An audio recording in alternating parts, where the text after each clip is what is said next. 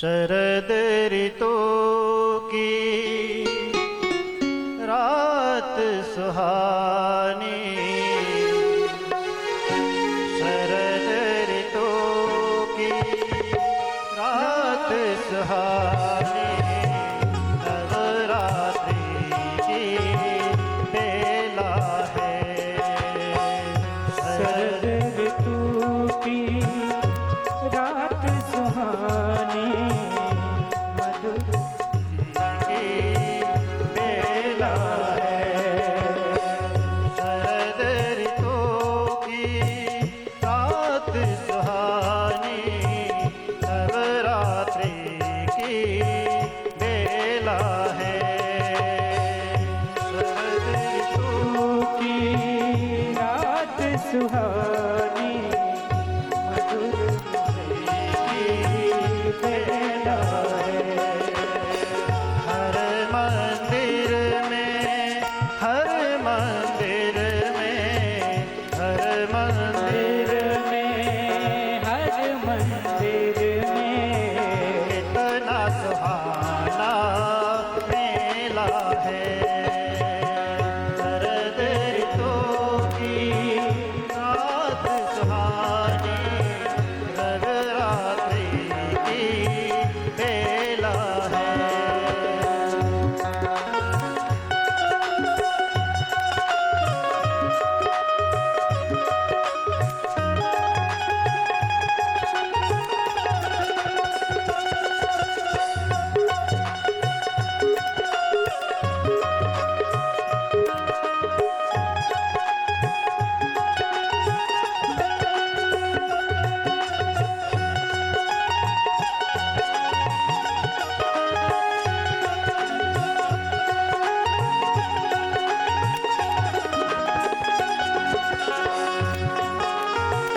जय हो।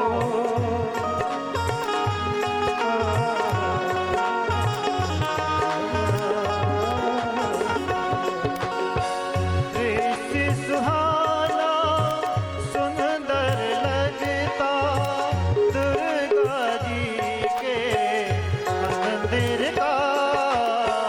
दृश्य सुहाना सुंदर लगता, दुर्गा जी के मंदिर का।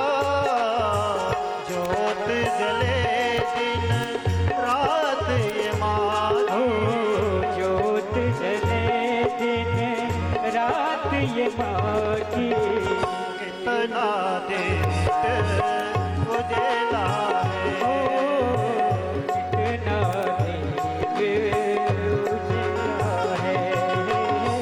शरद ऋतु की रात सुहानी, नवरात्रि की बेला है।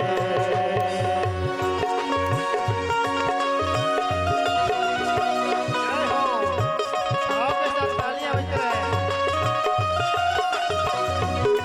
हो।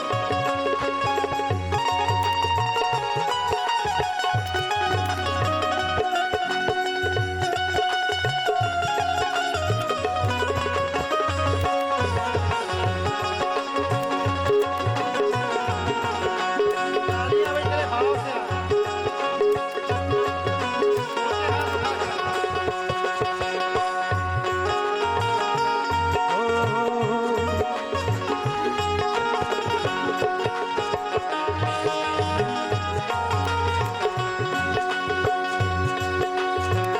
महिमा न्यारी सबसे निराली, महिमा न्यारी सबसे निराली। महिमा न्यारी सबसे निराली। महिमा न्यारी सबसे निराली। कहते इनको दुर्गा काली, कहते इनको दुर्गा काली। कोई न जाने, कोई न जाने, कोई न जाने, कोई न जाने, कोई न जाने लीला माँ की।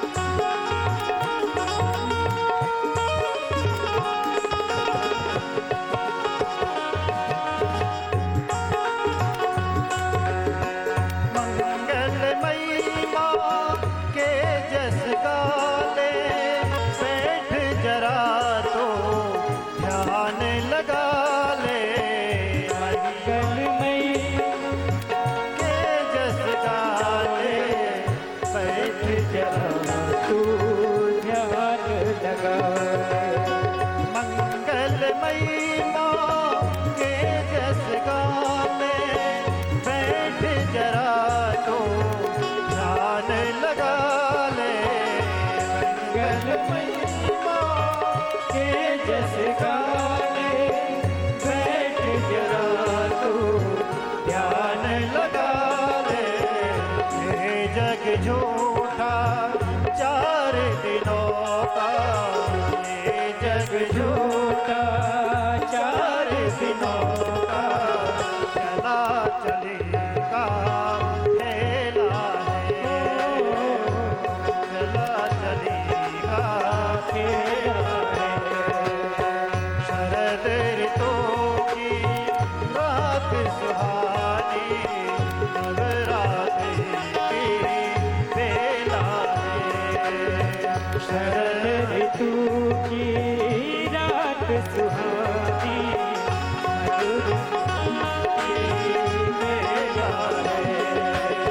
हर मंदिर में, हर मंदिर में, हर मंदिर में माता जी का इतना सुहाना मेला है। हर मंदिर में माता जी का इतना सुहाना मेला है। शरद ऋतु की रात सुहानी, नवरात्रि की मेला है, नवरात्रि की मेला है, नवरात्रि का मेला है। बड़े जगदम्बे माँ। मात की जय। लगता आप लोग अभी और थक रहे होंगे, जोर से बोलना पड़ेगा। बड़े जगदम्बे मात की, राज राजेश्वरी मैया की की जय। जय जय श्री श्री राधे। राधे। हमको दिख रहा है यहाँ से ऊंचे स्थान इसलिए बनाया जाता है व्यासपीठ को, ताकि सबके ऊपर पीछे तक नजर पहुंच जाए। कौन ने इतना हाथ उठाया, कौन ने इतना उठाया, कौन ने इतना उठाया। जय जय श्री, जय जय श्री राम। एक जगह की सत्य घटना बताए हम आपको, और समय भी बताए हम। 2012 में हमने चातुर्मास किया था रायसेन जिले में। एक सिद्ध स्थान है हनुमान जी का, छिंद वाले हनुमान जी तो आप जानते ही सब लोग। उनसे 50 किलोमीटर आगे सिलवानी के पास एक स्थान है हनुमान जी का, सोजनी धाम, साईखेड़ा गांव के पास। 3 गांव के बीच में वह स्थान सिद्ध स्थान है। रात्रि में वहां पर कोई रहता नहीं, पुजारी भी रात्रि में जाकर के घर रहते हैं। उस स्थान पर 2012 में हमने चातुर्मास किया था, भगवती का एक अनुष्ठान किया था। तो चातुर्मास में भाद्रपद में वहां पर एक कथा हुई थी। एक पंडित जी आए थे, कथा हो रही थी, और उधर माता, यहाँ तो नहीं खाती लेकिन उधर माता सब प्राय गुटखा खाती है, तमाकू खाती है, अधिकांश, सब नहीं लेकिन अधिकांश। तो वहां पर एक माता को हम देख रहे थे कथा में कि वो तमाकू कथा में भी आकर के अपना कोट बढ़िया है हथेली पर ऐसा रगड़ रही थी धीरे धीरे। अब वो पंडित जी उस समय कीर्तन भी करा रहे थे, तो माता का जो सब तो ऐसे ताली बजा रही थी, वो माता जो आराम से बढ़िया धीरे धीरे, उनका दोनों काम हो रहा था, इधर घिस भी रही थी तमाकू भी और कीर्तन भी चल रहा था। और जैसे जैसे जय जय श्री राधे करी, माता ने फक्का मारी, जय जय श्री राधे। यहाँ माताएं नहीं खाती, इधर नहीं खाती इस क्षेत्र में, उधर खाती है माताएं। तो सुमेधा ऋषि ने जो है कहते हैं कि इस प्रकार से भगवती की आराधना का वर्णन किया कि जो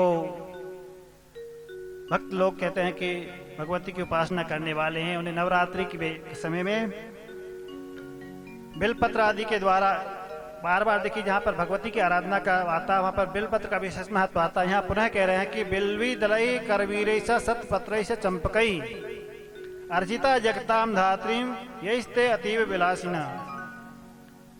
जिन लोगों ने कहते हैं कि पूर्व काल में भगवती की आराधना इस प्रकार से की बिलपत्र आदि के द्वारा, करवीर अर्थात कनेर, जो आप लोग कनेर का पुष्प होता है उसे करवीर बोलते हैं। कमल के पुष्पों के द्वारा, चंपा के पुष्पों के द्वारा इस प्रकार जगतजननी की आराधना करते हैं बोले, जो वो अपनी संपूर्ण कामनाओं को प्राप्त करते हैं।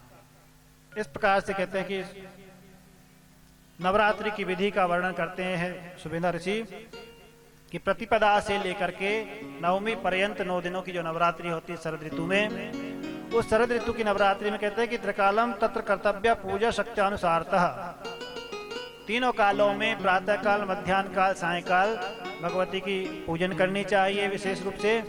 और वित्त साठ्यम न कर्तव्यम, माने यदि धन हो तो धन का कंजूसी नहीं करना चाहिए। देखिए, आप को भगवान ने परमात्मा कृपा से, भगवती कृपा से जो कुछ भी प्राप्त है वो हमारा अपना क्या है, तो उसे परमात्मा का दिया हुआ मानना चाहिए कि हमने कोई ऐसा सत्कर्म किया रहा होगा, परमात्मा ने कृपा करके हमें इस प्रकार दिया।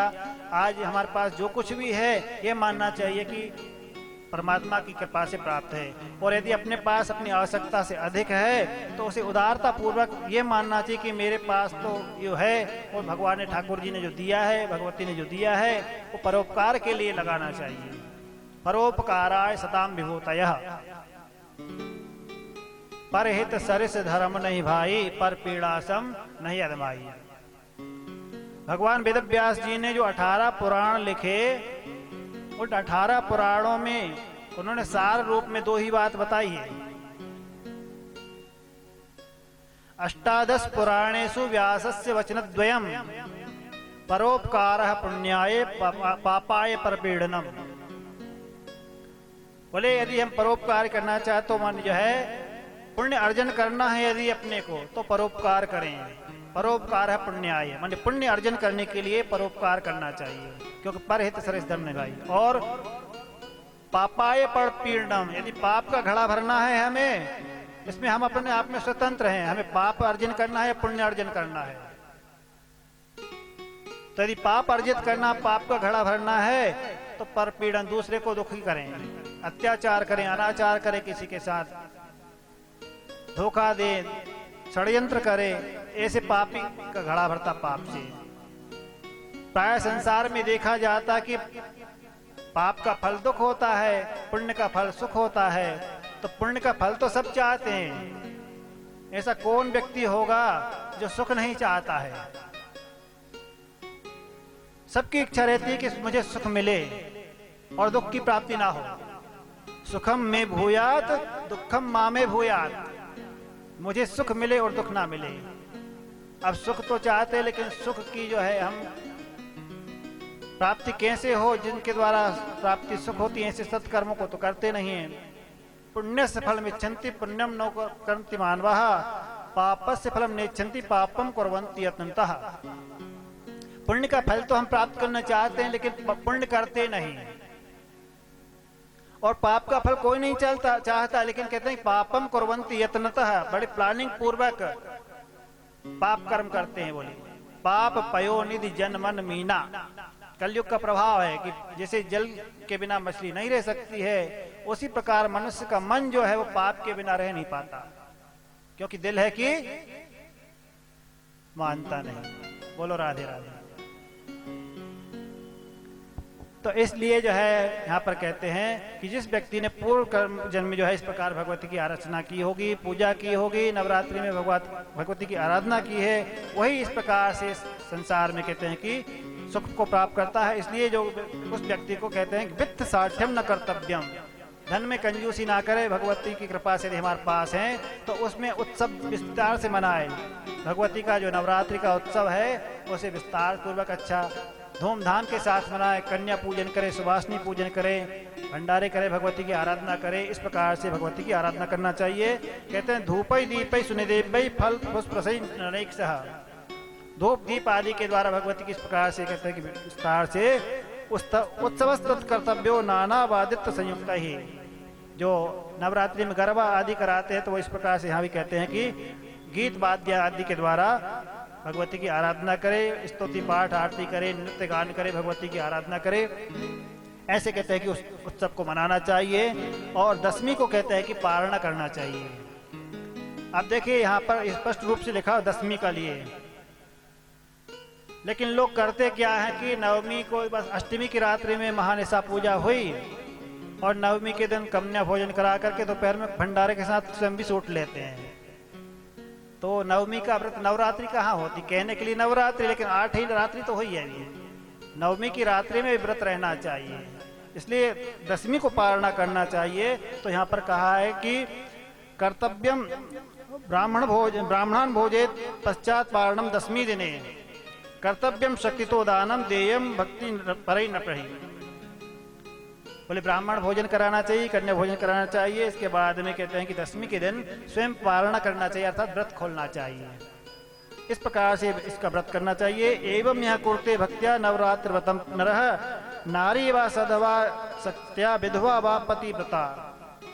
सबको करना चाहिए, चाहे बोले कि वो माताएं जो सधवा हो या विधवा हो, सबको इसकी आराधना करनी चाहिए, क्योंकि वो सब शक्ति स्वरूपा हैं, इसलिए उन्हें नारी शक्ति मानी जाती है। और प्राय लोग व्यवहारिक जगत में अवला कहते हैं, लेकिन अवला नहीं, वो सबला है।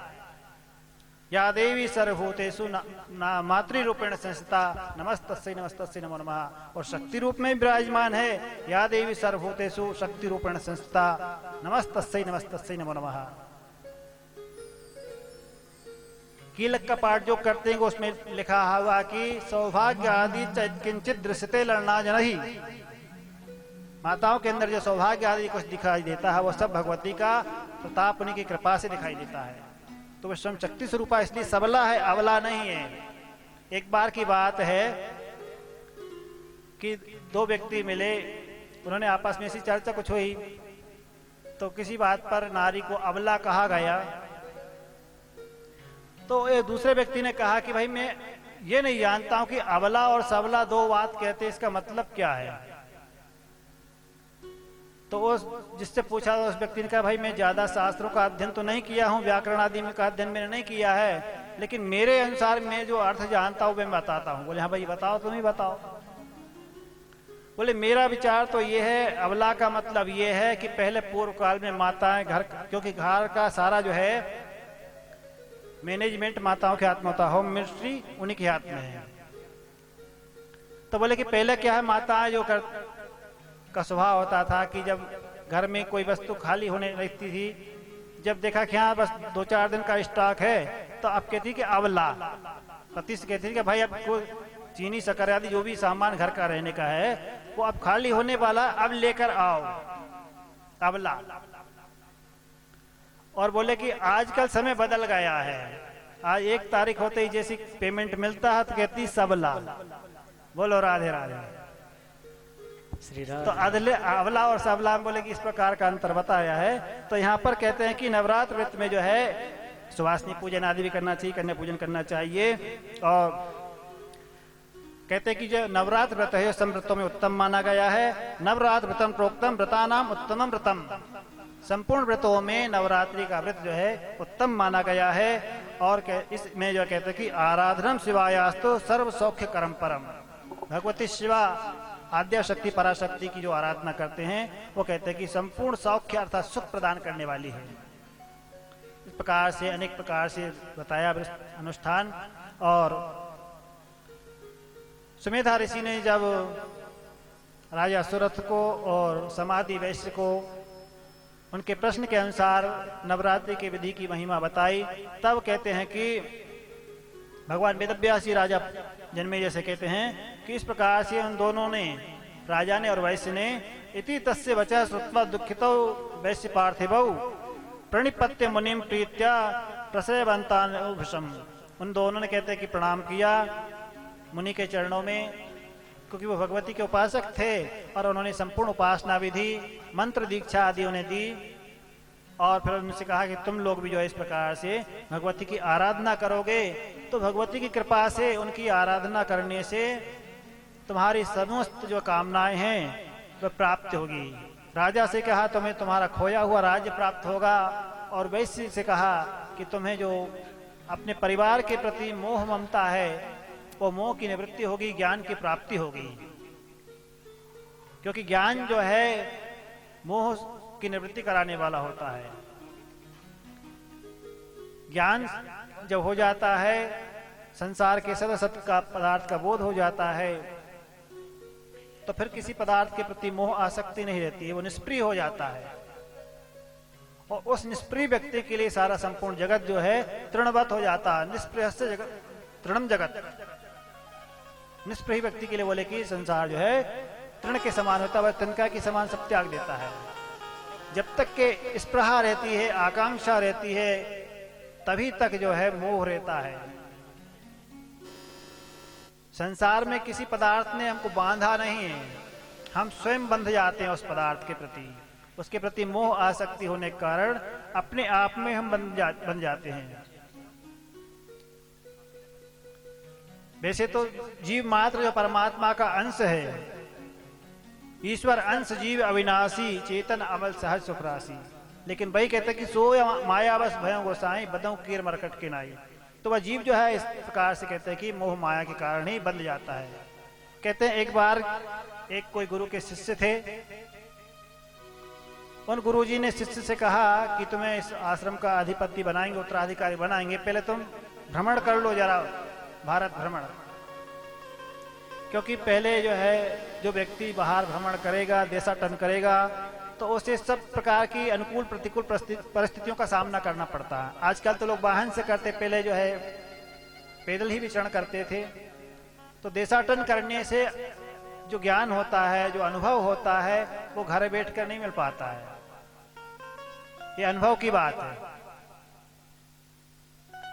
बाहर जाने पर अनुकूलता भी मिलती है, प्रतिकूलता भी मिलती है, सब में रहना पड़ता है हर प्रकार की परिस्थिति में। तो उन शिष्य से कहा, क्योंकि यदि बोले भारत भ्रमण करोगे, कहीं जाओगे भिक्षा वृत्ति के लिए, तो कहीं तुम्हारा सम्मान भी होगा, कहीं अपमान भी मिलेगा। जो संस्कारी होंगे वे तो सम्मान पूर्वक, आदर पूर्वक भिक्षा प्रदान करेंगे, सम्मान करेंगे, और जो संस्कारवान नहीं होंगे वो अनादर भी करेंगे, दुर्वचन भी कह सकते हैं। तो कहा कि पहले तुम जो है इसलिए भारत भ्रमण कर लो, बाद में स्थान को संभालना। अब वो शिष्य था तो भ्रमण करता रहा, करते करते एक स्थान पर पहुंचा, रात्रि विश्राम किया। वहां के गांव के सज्जन लोग थे, सेवा भावी थे, उन्होंने बड़ी सेवा की। महाराज बड़ी कृपा, आप यहाँ रहे कुछ और दिन। तो बोले ठीक है, विश्राम ही तो करना है, आगे फिर बाद में बढ़ देंगे। कुछ दिन के रुक गए। अब रुक गए तो महात्मा के लिए छोटी कुटिया बना दी, फिर अच्छा धीरे से कमरा बना दिया, अटैच रूम बना दिया। महाराज को लिए बोले कि गाय की व्यवस्था कर दे, दूध की परेशानी है, तो एक गाय भी रख दी। फिर धीरे से महाराज के पास कुछ लोग आने लगे, तो महाराज जी एक कमरा और साइड में बना दें, गेस्ट रूम बना दें। बोले अच्छी बात है। ऐसे धीरे धीरे करते करते करते वो विस्तार से बड़ा आश्रम बन गया। इधर गुरुजी ने देखा कि शिष्य बहुत दिन से गया हुआ, अभी तक आया नहीं, क्या बात है।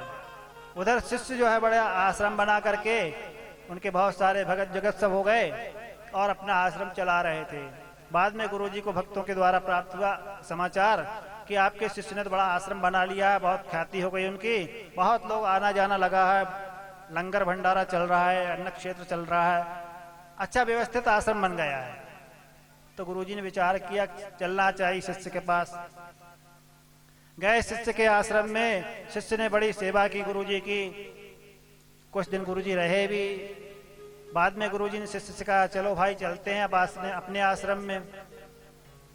तो शिष्य ने कहा गुरुजी अब मैंने इतना बड़ा ये आश्रम बन गया, भक्तों ने बनवा दिया है, अब यदि मैं यहाँ से चलता हूँ अपने आश्रम में तो यहाँ कौन संभालेगा। बोले एक दिन के लिए भी यदि जाऊंगा तो लोग सेवक लोग, पुजारी पूजा करेगा या नहीं समय पर, गौ की सेवा करने वाला सेवा करेगा या नहीं समय पर, सारी व्यवस्थाएं देखना पड़ता है। अतः बोले कि मेरा चलना तो संभव नहीं हो पाएगा। गुरुजी ने कहा जब ठीक है तुम नहीं जा रहे हो तो मैं तो जाता हूँ। ठीक है। तो गुरुजी की विदा करने के लिए द्वार से बाहर तक आए। द्वार के बाहर एक पेड़ लगा हुआ था, वृक्ष। गुरुजी ने जाते समय उस वृक्ष को पकड़ लिया, इस प्रकार से अपने आंख में ले लिया, और अंक में लेने के बाद में कहने लगे अरे बचाओ बचाओ, मुझे छुड़ाओ। क्या हुआ गुरुजी? बोले इस वृक्ष ने, पेड़ ने मुझे पकड़ लिया है। तो शिष्य बोला गुरुजी आपने वृक्ष को पकड़ा है या वृक्ष ने आपको पकड़ा है? बोले यही तो मैं तुझे बताना चाहता। गुरुजी लोग क्या है कि अपने एक्सपीरियंस बताते हैं, पूरा अनुभव पूर्वक बताते हैं। बोले यही मैं तुझे कहना चाहता हूं कि आश्रम ने तुझे पकड़ा है, तूने आश्रम को पकड़ा है। आश्रम ने तो तुझे नहीं पकड़ा है, तू ही यहाँ पर अपनी मोह आसक्ति बनाकर बैठा हुआ है। तो इस प्रकार से गुरु ने शिष्य को है बोध कराया। इसलिए जो मोह जो है वही जो है बंधन का कारण होता है। जहां जहां हमने अपनी वस्तुओं के प्रति मोह बना रखा है उन्हीं के प्रति आसक्ति रहती है, और यदि आसक्ति नहीं है तो उसके लिए कहते हैं कि संपूर्ण जगत भी हो तिनके समान होता है, निष्प्रहस्य तृणम जगत। इस प्रकार रहित व्यक्ति के लिए सारा संसार, वो चाहे कितना ही उसके पास में माल खजाना हो, कितना ही वह राज्य का साम्राज्य भी उसके पास हो, तब भी आसक्ति से रहित रहता है। जैसे जनक जी राज्य करते हैं, प्रजा पालन करते हैं, इसके बाद भी वो विधेय अवस्था में रहते हैं। इसलिए भगवान ने गीता में कहा है, कर्मणैव संसिद्धिं मा स्थिता जनकादयः। जनक जी का उदाहरण दिया कि जनक जैसे ज्ञानी भी जो है, इसलिए कर्म के द्वारा ही करते हुए अपने सिद्धि को प्राप्त हुए हैं। तो यहाँ पर राजा सुरथ को और समाधि वैश्य को व्रत की विधि बता रहे हैं। आगे उनकी आराधना चलेगी जो है इसके समय। पहले 2 बार भगवान का मंगल नाम कीर्तन कर लें, इसके बाद आगे कथा चलेगी। बोलिए जगदम्बे मात की जय। सभी लोग भाव के साथ बोलेंगे तब आनंद आता। आप लोग बैठे थे, स्वामी जी तो बोल रहे हैं, हम क्यों बोले? ऐसा सब लोग भाव के साथ बोलेंगे तब आगन आएगा। राधे गोविंदा जय जय राधे गोविंदा, राधे गोविंदा जय जय राधे गोविंदा, राधे गोविंदा जय जय राधे गोविंदा, राधे गोविंदा जय जय राधे गोविंदा, नटवर नागर नंदा जय जय राधे गोविंदा, नटवर नागर नंदा जय जय राधे गोविंदा, नटवर नागर नंदा जय जय राधे गोविंदा, नटवर नागर राधे गोविंदा, राधे गोविंदा जय जय राधे गोविंदा, राधे गोविंदा जय जय राधे गोविंदा। जय हो। जय हो।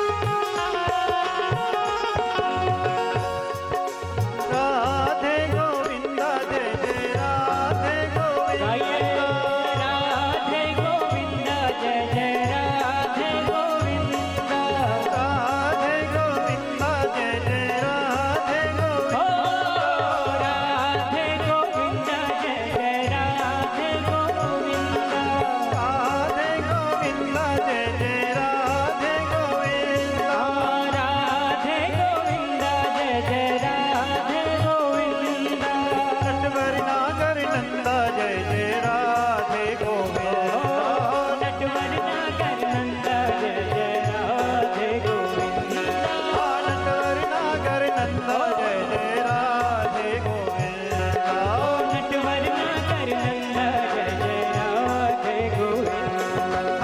राधे गोविंदा जय जय राधे गोविंदा, राधे गोविंदा जय जय राधे गोविंदा, राधे गोविंदा जय जय राधे गोविंदा, राधे गोविंदा जय जय राधे गोविंदा, नटवर नागर नंदा जय जय राधे गोविंदा, नटवर नागर नंदा जय जय राधे गोविंदा, हो नटवर नागर नंदा जय जय राधे गोविंदा, नटवर नागर नंदा जय जय राधे गोविंदा, राधे गोविंदा जय जय राधे गोविंदा, राधे गोविंदा जय जय राधे गोविंदा, राधे गोविंदा जय जय राधे गोविंदा, राधे गोविंदा जय जय राधे गोविंदा, नटवर नागर नंदा जय जय राधे गोविंदा, हो नटवर नागर नंदा जय जय राधे गोविंदा, नटवर नागर नंदा जय जय राधे गोविंदा, नटवर नागर नंदा जय जय राधे गोविंदा,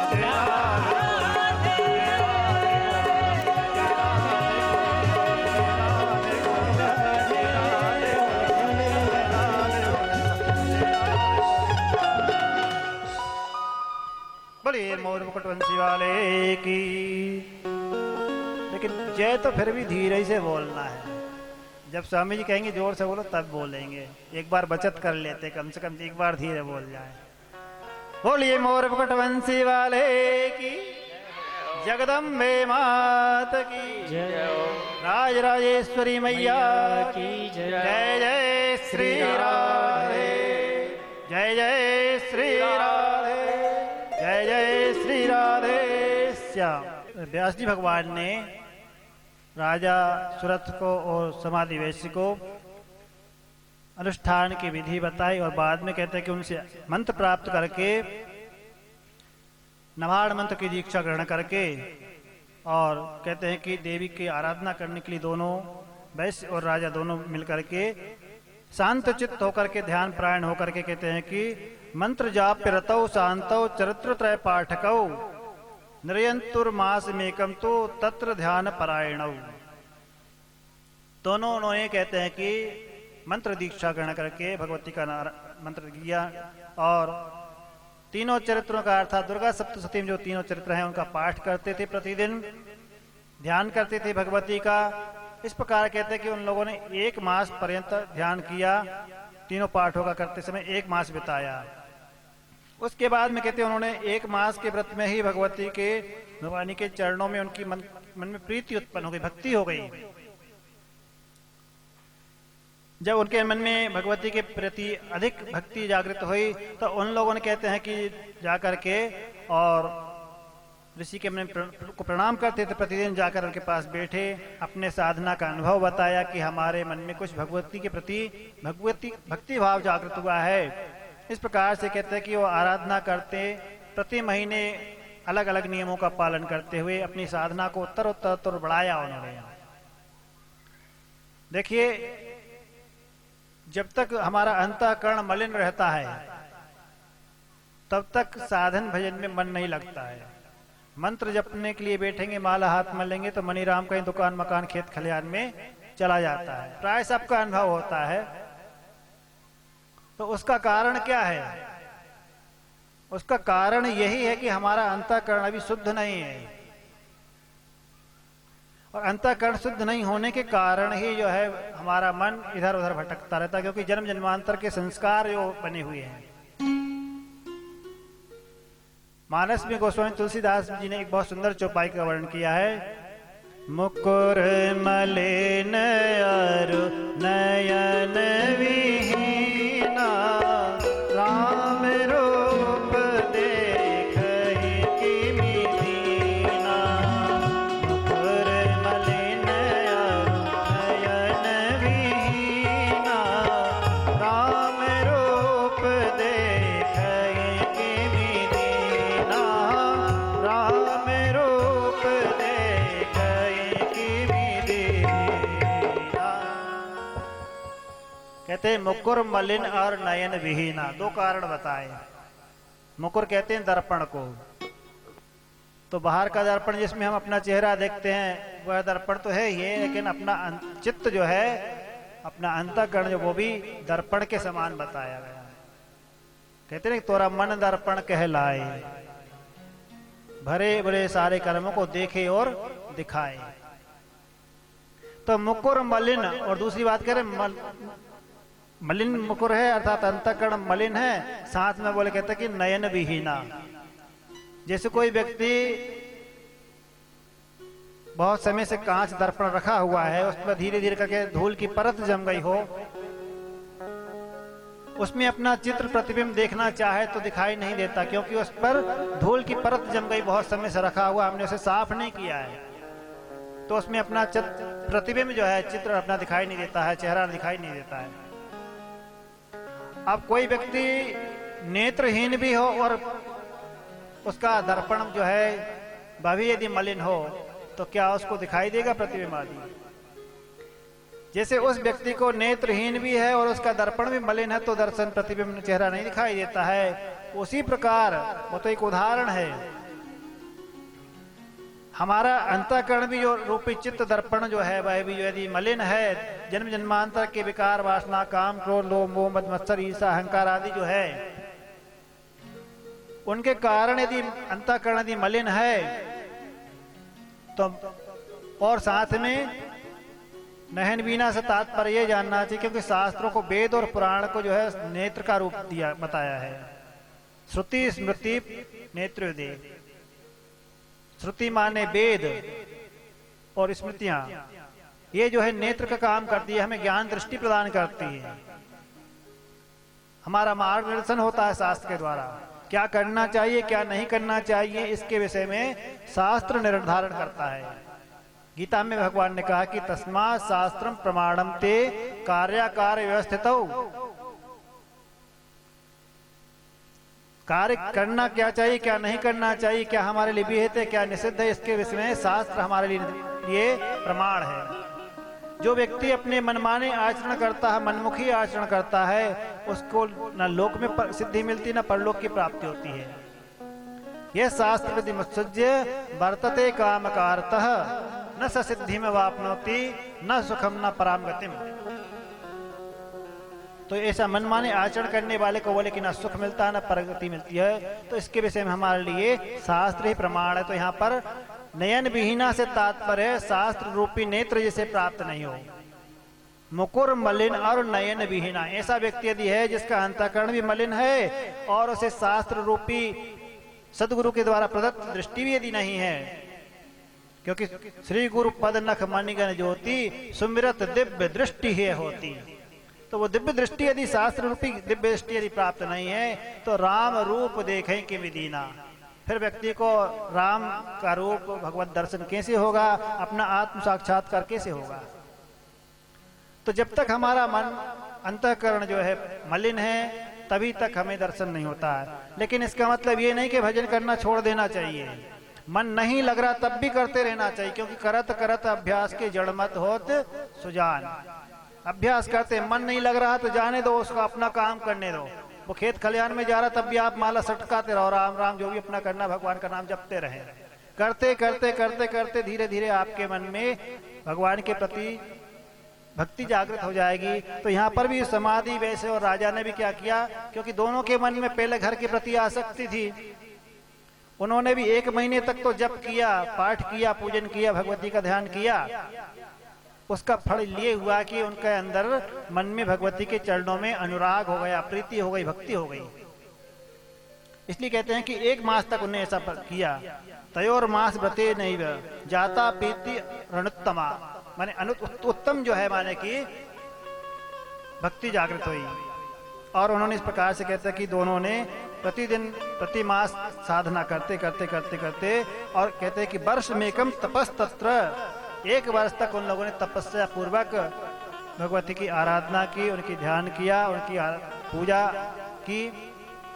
उसके परिणाम स्वरूप यह हुआ, कहते हैं कि उनके अंदर उनकी इंद्रियां जो थी वह अपने अनुकूल हो गई, और 1 वर्ष में उनका मन अंतःकरण पूर्ण रूप से शुद्ध हो गया। कहते हैं कि पूर्णे वर्ष द्वये जाते कदाचित दर्शन चतौ, 2 वर्ष जब प्रारंभ हुआ तो उन्हें कहीं भगवती के दर्शन की झलकी झांकी उनको देखने को मिली। और कहते हैं कि वो मनोहर धारणी की देखने को लिए। प्राप्तु स्वप्न मध्य तो भगवत्या मनोहरम, स्वप्न में उन्हें दर्शन हुआ भगवती का, प्रत्यक्ष तो नहीं हुआ लेकिन स्वप्न में भगवती का दर्शन हुआ। तो उनके मन में और जो है जिज्ञासा बढ़ गई कि हमारा अंतःकरण कुछ शुद्ध हुआ तो स्वप्न में ही सही, लेकिन भगवती का दर्शन तो हमें प्राप्त हो रहा। अब उनके मन में और तीव्रता हो गई साधना के प्रति, भगवती की आराधना के प्रति। तो उन्होंने और भी कठोर नियमों का पालन करते हुए 3रे वर्ष में, 3य वर्ष में कहते हैं कि भगवती की आराधना प्रारंभ की। और उसमें कहते हैं कि उन लोगों ने भगवती की आराधना करते हुए 3रे वर्ष में एवं वर्षत्रयं कृत्वा ततस्तौ वैश्वार्थभौ चक्रतुस्तौ तदा चिंतां चित्ते दर्शन लालसौ। जब 3 वर्ष हो गए उन्होंने विचार किया कि स्वप्न में तो हमें दर्शन हो गया, लेकिन हमारी इच्छा है कि हम प्रत्यक्ष रूप में भगवती का दर्शन करें। अभी तक हमें दर्शन प्राप्त नहीं हुआ है प्रत्यक्ष रूप से। इस प्रकार से कहते हैं कि उन लोगों ने जब मन में विचार किया, और एक कहते हैं कि हवन वेदी का निर्माण किया, और उसमें कहते हैं कि उन्होंने हवन आदि करते थे और हवन करने लगे तो उन्होंने किस प्रकार से किया हवन, कहते हैं कि अपने स्वयं शरीर से मांस रुधिर निकाल करके उसका हवन तामसी हवन करने लगे। कहते हैं रुधिरेण बलिम चास्य ददौ तस्तु कृताद्योमौ। उनने इस प्रकार से विचार किया कि वे इस शरीर के द्वारा जब भगवती का दर्शन नहीं हुआ तो इसे धारण करने से क्या लाभ, इसे भगवती को ही अर्पण होम कर दिया जाए, ऐसा करने लगे। और जब कहते हैं कि इस प्रकार से उन लोगों ने प्रारंभ करना चाहा तदा भगवती दत्वा प्रत्यक्षम दर्शनम तयोः। उनकी इस दृढ़ता को देख करके जब उन्होंने अपने प्राण त्याग करना चाहा कि हम शरीर को भी रखकर क्या करेंगे, तो भगवती उनके भक्ति भाव से प्रसन्न हो गई और उन्हें दर्शन दिया। और ये भगवती जगदम्बा मात की जय। और भगवती ने फिर उन्हें वर देने के लिए कहा कि वरम वरय भो राजन यत्ते मनसि वांछितम तुष्टाहम तवसा तेत्य भक्तोसी तुम मतो ममा। मुझसे वर मांगो, क्या तुम्हारी इच्छा है, जो भी तुम्हारी इच्छा हो मैं वरदान प्रदान करूंगी। मैं तुम्हारी भक्ति से संतुष्ट हूं क्योंकि तुम मेरे भक्त हो।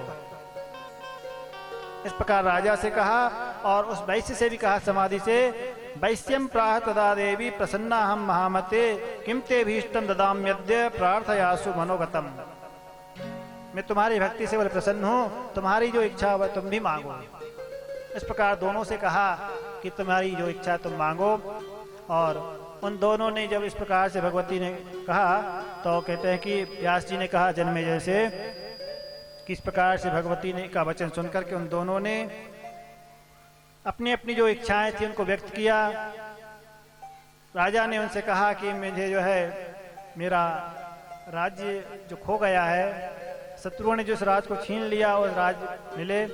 भगवती ने उन्हें कहा कि तुम जो है शीघ्र ही अपने शत्रुओं को मार करके उन पर विजय प्राप्त करके शत्रु क्षीण तस्मात् गमिष्यति पराजिता, और तुम्हारे शत्रु जल्दी क्षीण हो जाएंगे और तुम्हारे मंत्री जो है वो तुम्हारे अनुकूल होकर के तुम्हें लेने के लिए शीघ्र आएंगे और आप अपने नगर में पहुंचें, अपने राज्य को पालन करना। और कहा कि इस प्रकार से मेरी कृपा से तुम 10,000 वर्षों तक राज्य करोगे। कृत्वा राज्यम सुविप्लम वर्षाणाम अयुतम नृप। अयुत माने 10,000। ऐसा राज्य बोले कि प्राप्त करने के बाद में देहांते जन संप्राप्य सूर्य च भवता मनु। इस शरीर को त्याग करने के बाद में बोले तुम सावर्णी मनवंतर में जो है मनु होगे।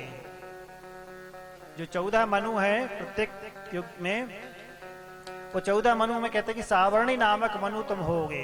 ऐसा वरदान दिया राजा को कि आगे भी तुम मनवंतर में राज्य को प्राप्त करोगे। और उस वैश्य से कहा कि जो हाथ जोड़कर भगवती के सामने खड़ा था, बोले तुम जो है विशुद्ध ज्ञान को प्राप्त करोगे, अब तुम्हें घर जाने की आवश्यकता नहीं है क्योंकि इस समय तुम्हें धन आदि की कहते कि आवश्यकता नहीं रही। तुम्हारे अंदर जो मोह था परिवार के प्रति, वह मोह सारा तुम्हारा निवृत्त हो गया है और अब तुम परम ज्ञान को, विशुद्ध ज्ञान को प्राप्त करोगे। उस ज्ञान को प्राप्त करने के बाद में इस संसार से सदा सदा के लिए मुक्त हो जाओगे।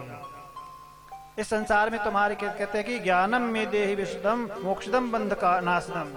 वैश्य ने यही मांगा था ज्ञान, तो उन्होंने कहा कि तुम ज्ञान को प्राप्त करोगे। वैश्य वर्रे तब ज्ञानम भविष्यति न संशय। तुम्हें ज्ञान प्राप्त होगा, आत्मज्ञान।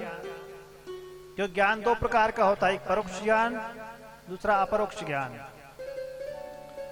एक भौतिक ज्ञान होता है वो, लेकिन जो शास्त्रीय भाषा में, वेदांत की भाषा में उसे ही परोक्ष ज्ञान कहते हैं। लेकिन जो अनुभव आत्म होता है, जो आत्म साक्षात कर लेते हैं, उन्हें अपरोक्ष अनुभूति जो हो जाती है वह अपरोक्ष ज्ञान कहा जाता है। तो इस प्रकार से कहा कि तुम्हें ज्ञान होगा और राजा से राज्य प्राप्ति करने के लिए कहा। भगवती ने इस प्रकार से उन राजा और वैश्य दोनों को अपना जो अभिष्ट था, उन्हें उनकी जो कामनाएं थी, उन कामनाओं के अनुसार वर प्रदान किया। और उन लोगों ने भगवती की कृपा से राजा ने अपने राज्य को प्राप्त किया, वैश्य ने परम ज्ञान को प्राप्त किया। ये भगवती की आराधना का फल भगवान वेद व्यास जी ने राजा जन्मेजय को सुनाया कि किस प्रकार से भगवती की आराधना करके राजा और वैश्य ने अपने अपने अभिष्ट को प्राप्त किया था। बोलिए जगदम्बे मात की जय। पार करेंगी नैया भज अम्बे मैया। यदि अपने कोई भाव से पार होना है, संसार सागर से पार होना है, दुखों से यदि पार पाना है, सारे दुखों से यदि दूर छुटकारा पड़ना हो, तो भगवती की शरण लेना चाहिए। और भगवती की कृपा से ही जो है इस संसार से पार पाया जा सकता है। यदि हम चाहें कि अपने बल से हम प्राप्त करेंगे तो ऐसा नहीं हो सकता। इसलिए भगवती की आराधना करना चाहिए, भगवती का ध्यान करना चाहिए, तभी उन्हीं की कृपा से भवसागर से पार पाया जा सकता है।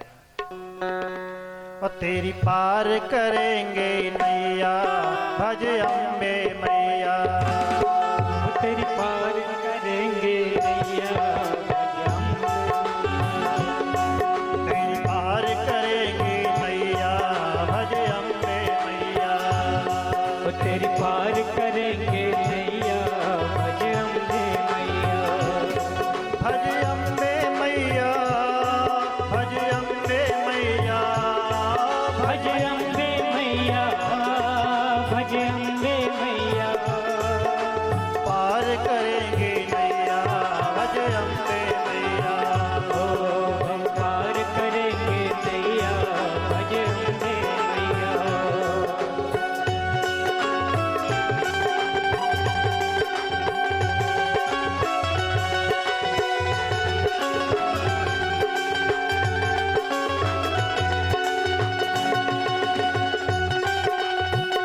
जय हो। तालियां बजाते भाव से।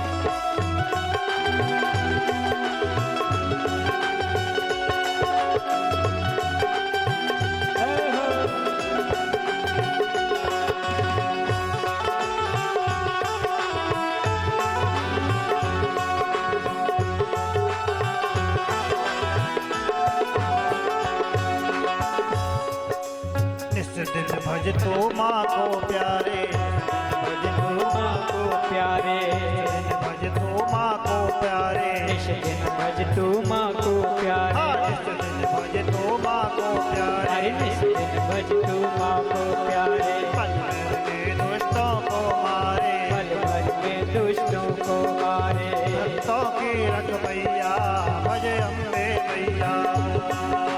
भक्तों की रखवैया भज अम्बे मैया। पार करेंगे नैया भज अम्बे मैया। अब पार करेंगे नैया भज अम्बे मैया।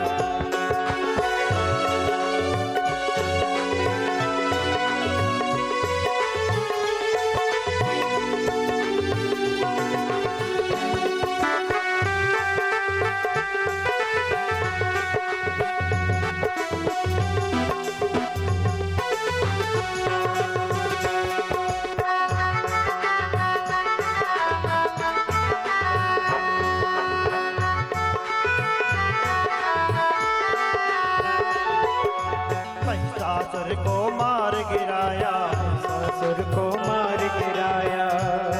हाँ महिषासुर को मार गिराया। ससुर को मार गिराया। क्षण में हर लेनी सब माया, क्षण में हर लेनी सब माया। क्षण में हर लेनी सब माया। क्षण में हर लेनी सब माया। सिंह वाहिनी मैया भज अम्बे मैया। सिंह वाहिनी मैया पार करेंगे नैया भज अम्बे मैया। पार करेंगे मैया भज अम्बे मैया। जय हो। तालियां बजाते रहे भाव से।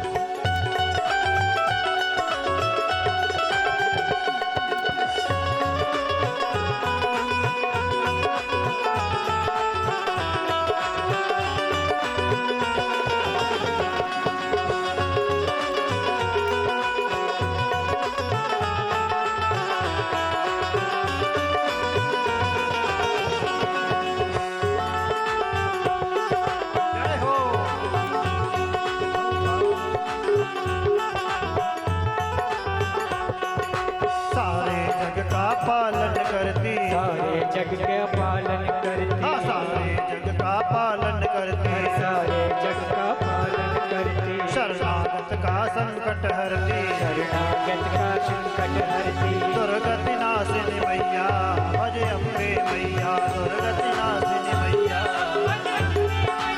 पार करेंगे नैया, भज अम्बे मैया पार करेंगे मैया भज अम्बे मैया।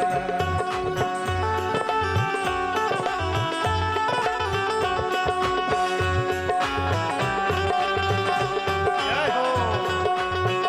तालियां बजते भाव से।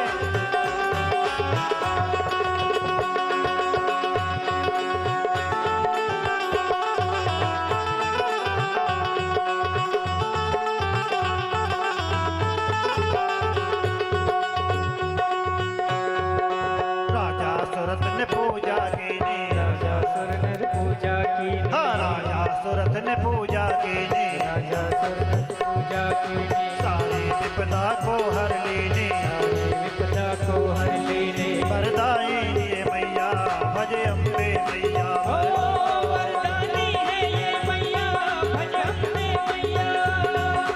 पार करेंगे नैया भज अम्बे मैया, भज पार करेंगे मैया भज अम्बे मैया। भज अम्बे मैया, भज अम्बे मैया, भज अम्बे मैया भज अम्बे मैया। पार करेंगे नैया भज अम्बे मैया, पार करेंगे नैया भज अम्बे मैया, पार करेंगे नैया भज अम्बे मैया, पार करेंगे नैया भज अम्बे मैया, हे नैया भज अम्बे मैया, पार करेंगे नैया भज अम्बे मैया, पार करेंगे नैया भज अम्बे मैया, भज अम्बे मैया। बोले जगदम्बे मात की। थोड़ा से और कम बोलो, अच्छा ज्यादा बोलने के बोलेंगे तो और कम बोलेंगे। जगदम्बे मात की, राजराजेश्वरी मैया की जय, जय श्री राधे, जय जय श्री राधे, जय जय श्री राधे। भगवान वेदव्यास जी महाराज ने इस प्रकार से राजा जन्मेजय को पंचम स्कंद के अंतर्गत जो भगवती के लीला चरित्र है, चरित्र त्रय का वर्णन किया। किस प्रकार से भगवती की आराधना करके जो है राजा सुरथ ने और समाधिवेश ने अपनी मनोकामना को पूर्ण की थी, उस सब का वर्णन किया। अब आगे षष्ठम स्कंद में कहते हैं कि राजा परीक्षित के पुत्र जो जन्मेजय है उनका संवाद और व्यास जी के संवाद के संदर्भ में ऋषियों ने पूछा, सौनकादि ऋषियों ने सूत जी से कि सूत सूत महाभाग मिष्टम ते वचनामृतम न तृप्तास्मो वयम पीत्वा द्वैपायन कृतम शुभम। आपने बोले कि हमें अब तक भगवती की चरित्र सुनाए, उन चरित्रों को सुनकर के बोले हम अभी तक संतुष्ट नहीं हो, तृप्त नहीं हुए, आप हमें और भी आगे भगवती के जो लीला चरित्र हैं उनका वर्णन करें। जब इस प्रकार से ऋषियों ने कहा और प्रश्न किया कि आप हमें ये बताएं कि वृत्तासुर इति ख्यातो वीरवांस त्वष्टमज्मः स कथम नेता संख्ये वासवेन महात्मना। त्वष्टा का पुत्र जो वृत्तासुर था उसे किस प्रकार से कहते कि वासव यानी देवराज इंद्र ने मारा, यह आप हमें बताइए। और जब इस प्रकार से प्रश्न किया कि वह वृत्तासुर तो बड़ा बलवान था, आज ने छल पूर्वक उसे मारा भगवान विष्णु की प्रेरणा से, तो इस प्रकार आप बोले हमें यह बताइए कि इंद्र और विष्णु के द्वारा ऐसा दुस्साहस क्यों किया गया, क्योंकि ये दोनों श्रेष्ठ हैं, आदर्श हैं। यदि इन्होंने भी जिस प्रकार छल किया, छल पूर्वक मारा, तो क्यों किया ऐसा कर्म, कैसे मोह पूर्वक बोले पाप में फंस गए। महान तोपी न मोहे ने वंचिता पाप बुद्ध्याय। उनके मन में इस प्रकार से बोले कि महान होने के बाद भी पाप बुद्धि क्यों आई, ये आप हमें बताएं। जब इस प्रकार से प्रश्न किया तब कहते हैं कि सूत जी ने उनसे कहा कि वृत्तासुर के संदर्भ में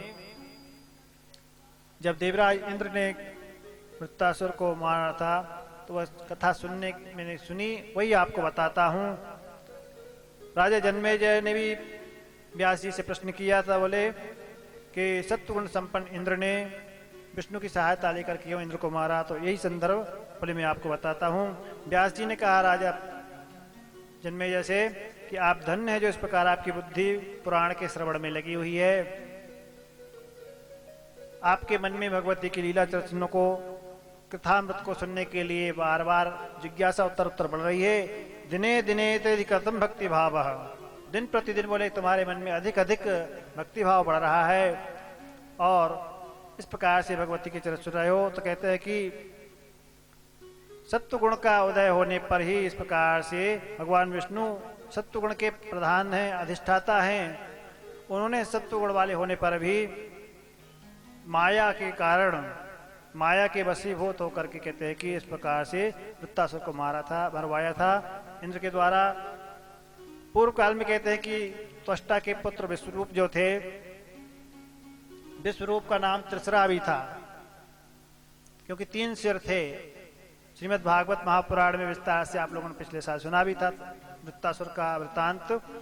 तो वे विश्वरूप ने जो है कहते हैं कि जो उनकी माता थी वह असुर कुल की थी। एक बार देवराज इंद्र विश्वरूप को अपने यज्ञ के लिए पुरोहित बनाए, क्योंकि बृहस्पति जी ने देवताओं को त्याग कर दिया था।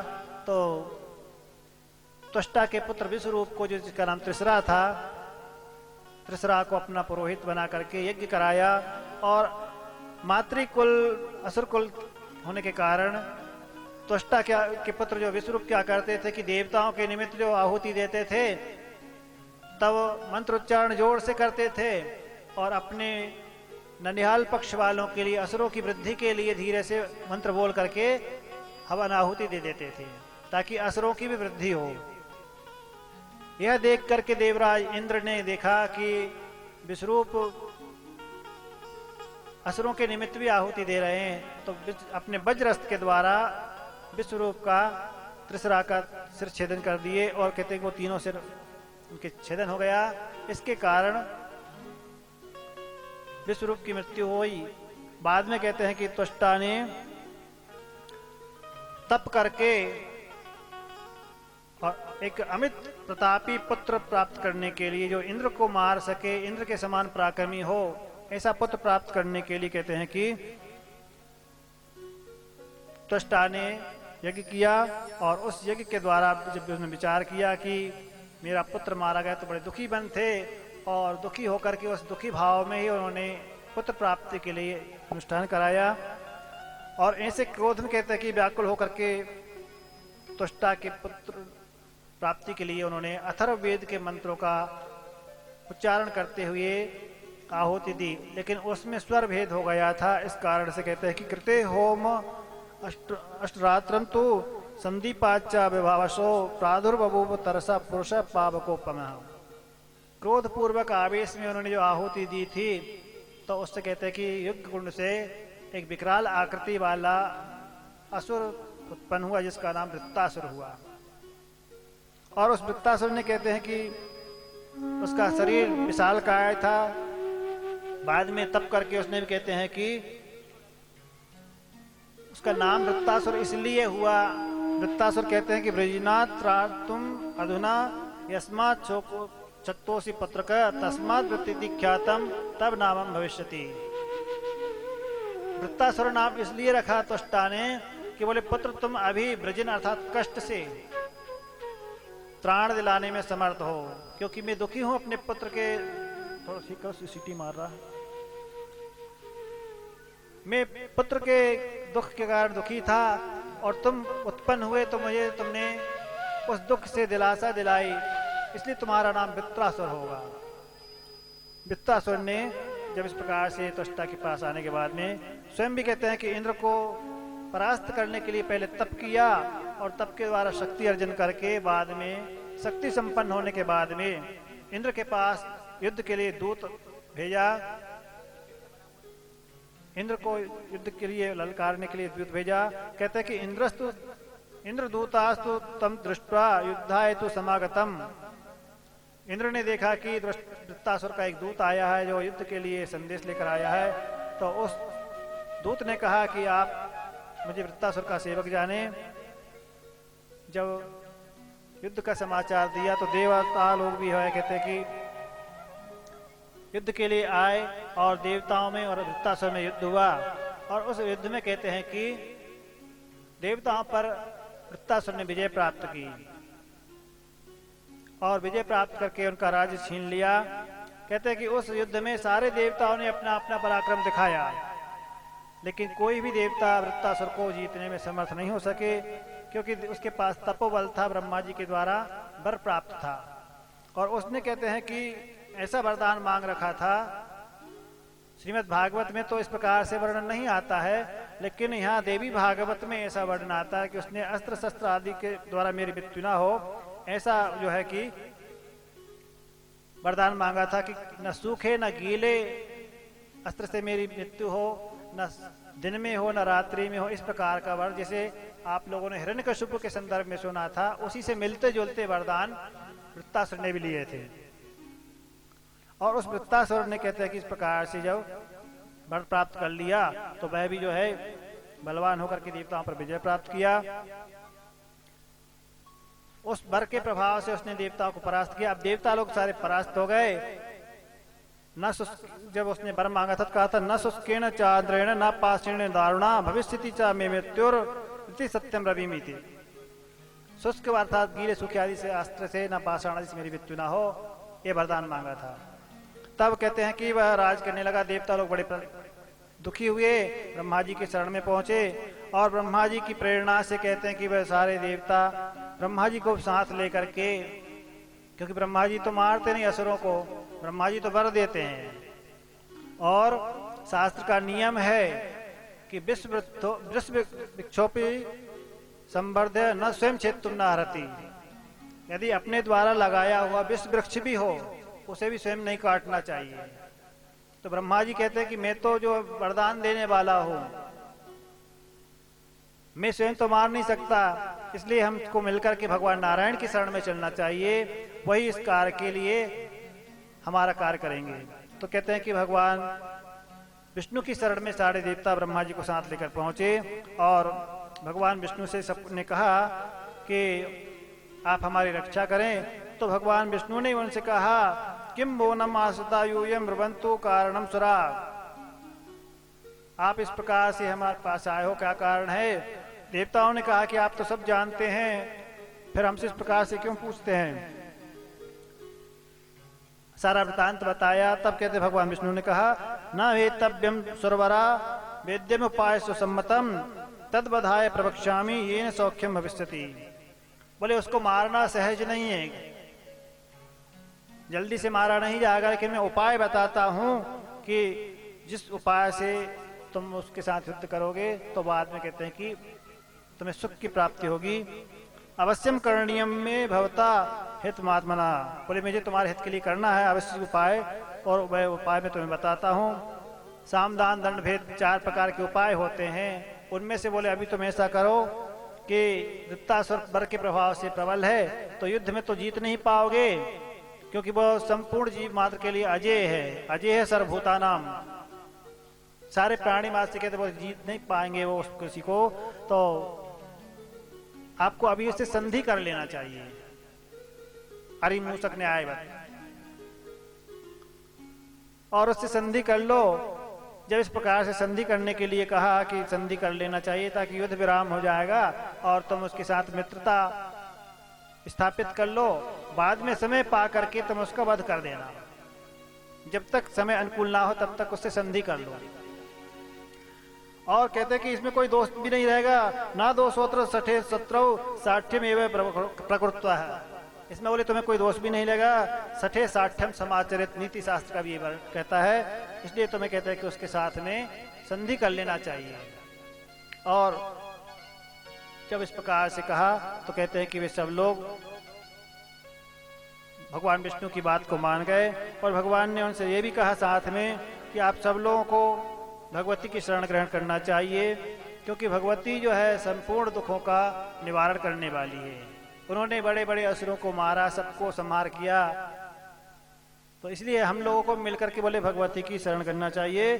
कृत्वा च मोहिनी वेशम दैत्या सर्वे वंचिता भवंत सहिता सर्वे देवीं भगवतीम शिवाम। उन शिवा भगवती की बोले कि हम लोग स्तुति मंत्रों के द्वारा करना चाहिए, वही योग माया जो कहते हैं हमारी रक्षा करेंगी। इसलिए गच्छध्वम शरणम भावई स्तोत्र मंत्र सर्वोत्तमा, उनकी शरण में जाओ बोले और उनसे स्तोत्र आदि के द्वारा स्तुति आदि करके द्वारा उन्हें प्रसन्न करके और वर मांगो। उनकी कृपा से ही बोले कि तुम्हारा जो है कार्य सिद्ध हो पाएगा। जब भगवान नारायण ने कहा देवताओं से, तो सारे देवताओं ने मिलकर के कहते हैं कि भगवती की आराधना की और भगवती की आराधना करने लगे, प्रार्थना करने लगे। उस युद्ध में कहते हैं कि सब लोगों ने जो भगवती पराम्बा सात्विकी प्रकृति है, परा है, उनको बंदा महे सदा देवीं सात्विकीं प्रकृतिं पराम सिद्धिदाम कामदाम कामाम दुरापामम कृतात्म भी, ऐसा उनके लिए प्रार्थना किया कि जो है भगवती दुरात्मा को नाश करने वाली है, परा है, परभक्ति है। और इंद्र ने भी उनको इस प्रकार से आराधना करके और कहती शत्रुओं को मार डालेंगे। भगवान नारायण ने सारी बातें बता दी कि पूर्व काल में मैंने भी अपना स्वयं का अनुभव बताया भगवान ने, कि मैंने भी पूर्व काल में जो असुर थे मधुकैटभ, उनके साथ 5000 वर्षों तक युद्ध किया था। 5 वर्ष सहस्राणि निहितौ मधुकैटभौ, बोले मैंने भी जो है 5000 वर्ष तक मधुकैटभ के साथ में, आपने पहले दिन कथा सुन चुके हैं उनकी विस्तार से, किस प्रकार से भगवान ने महामाया की कृपा से और मधुकैटभ को मारा था। तो यहाँ पर वही अनुभव बता रहे हैं भगवान नारायण देवताओं से, कह रहे प्रमाण के लिए कि मैंने भी पूर्व काल में 5000 वर्षों तक मधुकैटभ से युद्ध किया था, लेकिन मार नहीं पाया। तब भगवती की कृपा से ही कहते हैं कि उन्होंने मोहिनी ने, माया ने, भगवती ने, निद्रा रूपिणी ने उनको मोहित किया। मोहितौ तौ तदा दैत्यौ छलेन च मया भृतौ, उस प्रकार से बोले कि महामाया की कृपा से ही उन्होंने मोहित किया, तब वे मेरे द्वारा मारे गए। इसलिए तो मैं बोले कि उनके साथ में इस समय भगवती की आराधना करना चाहिए। भगवती की कृपा से ही आप लोग अपना कार्य दूर कर पाएंगे। तब देवताओं ने कहते हैं कि 16 श्लोकों में भगवती की स्तुति की। देवी प्रसीद पर पाहि सुरान् प्रसूतान् वृत्रासुरेण समरे परिपीडिताश्च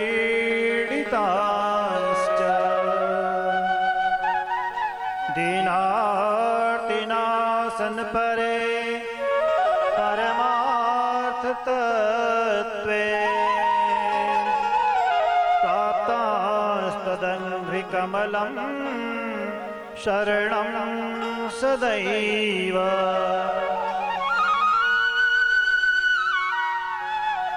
देवताओं ने कहा, हे माता, हे जगत जननी, आप जो है दीनों का कष्ट दूर करने वाली हैं और शरणागतों की रक्षा करने वाली हैं, परमार्थ स्वरूपिणी हैं आप। हम पर आप जो है इसमें कृपा करें, क्योंकि वृत्तासुर ने जो है हम सबको पराजित करके अपने राज से बहिष्कृत कर दिया है और युद्ध में हम पीड़ित होकर के इधर उधर दर दर भटक रहे हैं। आपके चरण शरण हमने ग्रहण किए, आप हमारी रक्षा करें। इस प्रकार से जो है देवताओं ने माता भगवती की आराधना करते रहे और भगवती को प्रसन्न करने के लिए उनका स्तुति स्तवन किया। भगवती ने जो है इस प्रकार से जब कहते हैं कि देवताओं की प्रार्थना सुनी, तो उन्हें उपाय बताया कि तुम लोग देवराज इंद्र जो है समय पा करके और अपने संध्या बेला में कहते हैं कि मैं जो वृत्तासुर का वध होगा, वृत्तासुर के साथ अभी मित्रता की, समय पा करके कहते हैं कि मित्रवत रहने लगे दोनों, देवराज इंद्र और वृत्तासुर।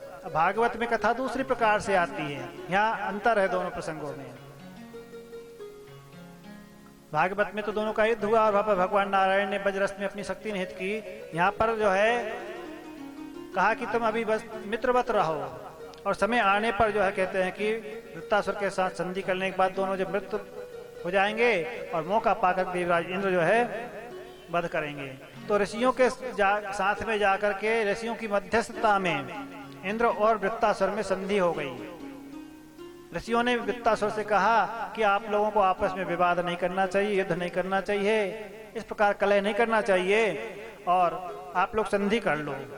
तो कहते हैं कि ऋषियों ने जब कहा वृत्रवृत्त महाभागे सर्वलोक भयंकर व्याप्तम त्वयि तत्सकलम ब्रह्मांडम अखिलम किल, तुम्हारा राज सब जगह व्याप्त है, तुम इस प्रकार से बोले हो।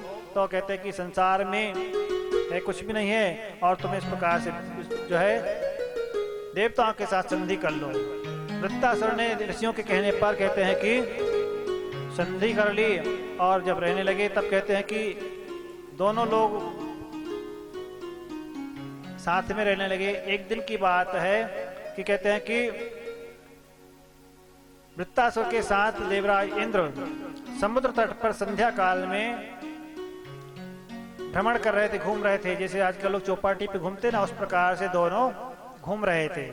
कहते हैं संध्या कालम उपवृत्ते मुहूर्ते तीव्र दारुणे तथा संचित मघवा वरदानम महात्मनाम। संध्या काल में देवराज इंद्र ने समुद्र तट पर कहते हैं कि उस समय को जान करके और विचार करके, ऐसा संध्या काल को भयंकर जान करके, क्योंकि इस समय ना दिन था ना रात थी, जैसा वृत्तासुर ने वरदान में मांगा था कि ना मैं दिन में मरूं ना रात्रि में मरूं, ना सूखे अस्त्र से ना गीले अस्त्र से ना पाषाण से, इस प्रकार से जो वर मांगा था, तो उसी के अनुसार यहाँ पर यह समय अब अनुकूल हो गया था। संध्या की बेला थी, संध्या काल था और उस समय दिन भी नहीं था रात भी नहीं था, ऐसा जान करके देवराज इंद्र ने, और कहते हैं कि एकांत में ऐसा अकेला समय जान करके कि अभी अनुकूल समय है, और भगवान नारायण का स्मरण किया।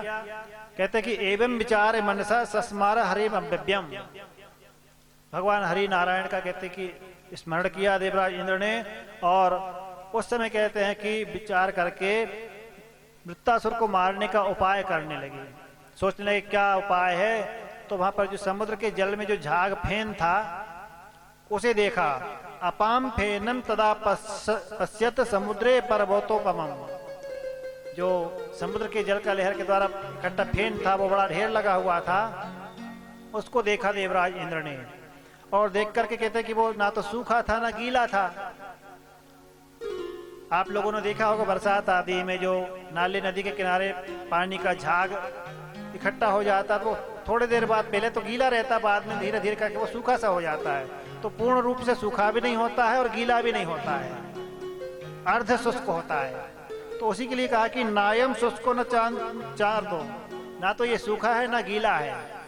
इस प्रकार के शस्त्र को लेकर के कहते हैं कि अपा अम फेनम तदा सक्र जग्रह किल लीलया, देवराज इंद्र ने उस झाग को फेन को उठा लिया और फेन को उठा करके भगवती पराशक्ति का स्मरण किया।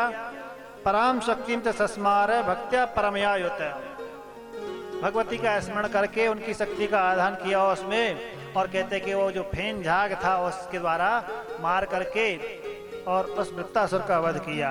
इस प्रकार दैत्यराज वृत्तासुर का जो है देवराज इंद्र ने वध किया, और कहते हैं कि भगवान की कृपा से, भगवती की कृपा से देवराज इंद्र को विजय प्राप्त हुई।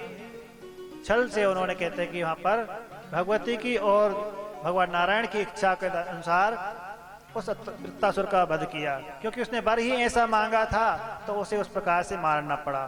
तो यहाँ पर कहते हैं कि भगवान वेदव्यास जी ने राजा जन्मेजय को वृत्तासुर के वध की कथा श्रवण कराई, और जब वृत्तासुर जो है मारा गया तो तृष्टा, जो वृत्तासुर के पिता त्वष्टा थे, वो दुखी हुए और उन्होंने कहते हैं कि उसकी पारलौकिक क्रिया की। इसके बाद में कहते हैं कि देवराज इंद्र को साप दिया, और साप दिया साथ में इधर वृत्तासुर को ब्रह्म हत्या लग गई थी। जब वृत्तासुर को मारा तो उसके वध के कारण, क्योंकि भले वो असुर था लेकिन तो था तो ब्रह्मकुल में उत्पन्न, ऋषि कुल में उत्पन्न था, त्वष्टा का पुत्र था। तो कहते हैं कि उसके कारण देवराज इंद्र को ब्रह्म हत्या लगी, और वह ब्रह्म हत्या ने कहते हैं कि जैसा भागवत में भी आप सुन चुके हैं कि उस ब्रह्म हत्या से बचने के लिए देवराज इंद्र इधर उधर जहाँ कहीं गए, वहां उन्हें पीछा देखा कि ब्रह्म हत्या लगी हुई है, कहीं भी उन्हें ब्रह्म हत्या से छुटकारा नहीं मिला। और तब कहते हैं कि ब्रह्म हत्या से छुटकारा पाने के लिए, उससे बचने के लिए देवराज इंद्र ईशान कोण में कहते हैं कि मानसरोवर में जल में जाकर के छुपे कमल नाल में, और कमल नाल में जाकर के कहते हैं कि वो छुपे रहे, ब्रह्म हत्या से छुटकारा पाने के लिए वहां पर बैठ करके भगवती की आराधना करने लगे, भगवती से प्रार्थना करने लगे कि मुझे इस प्रकार से ब्रह्म हत्या से छुटकारा मिले। और उस कमल नाल में इस तरह का दीर्घ काल तक उन्होंने तप किया, भगवती की आराधना की। बोले जगदम्बे मात्र की जय।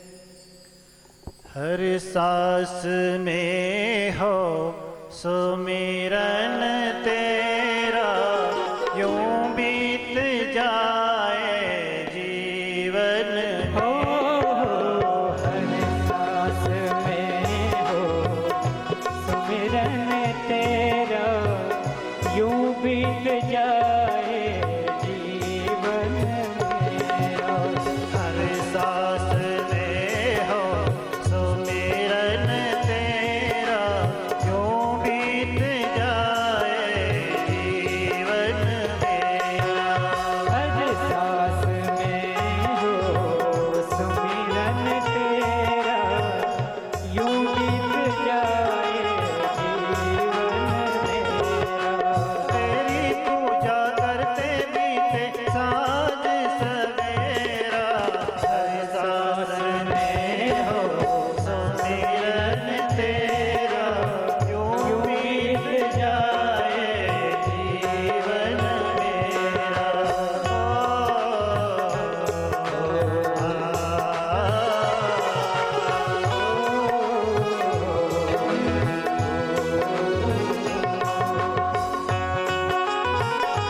जय हो।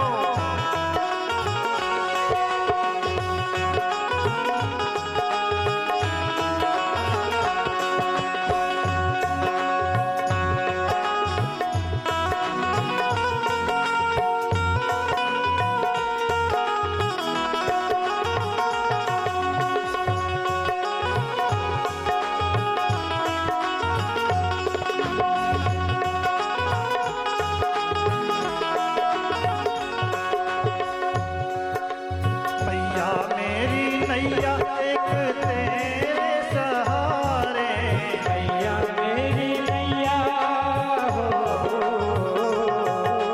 मैया मेरी नैया एक तेरे सहारे। मैया मेरी नैया एक तेरे सहारे। डूबते हुए को मैया तोहे उबारे, ओ डूबते हुए को तू ही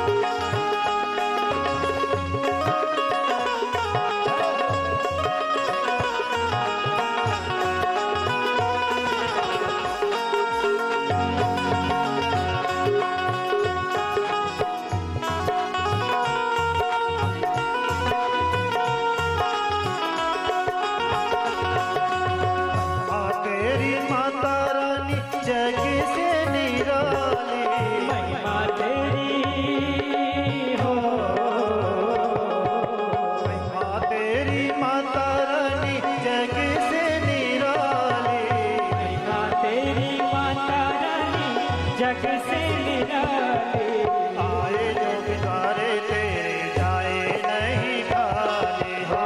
आए तेरे द्वारे जो भी जाए नहीं खाली, आए जो भी द्वारे तेरे जाए नहीं खाली। आए तेरे द्वारे जो भी जाए नहीं खाली, गाओ सदा गुणगान में तेरा, यूं बीत जाए जीवन मेरा। गाऊं सदा गुणगान में तेरा, यूं बीत जाए जीवन मेरा। हर सांस में हो सुमिरन तेरा, यूं बीत जाए जीवन मेरा। हर सांस में हो सुमिरन तेरा, यूं बीत जाए जीवन मेरा।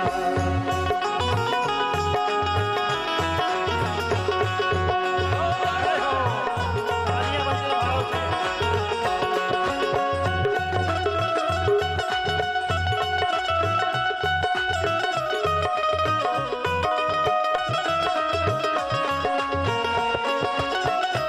जय हो।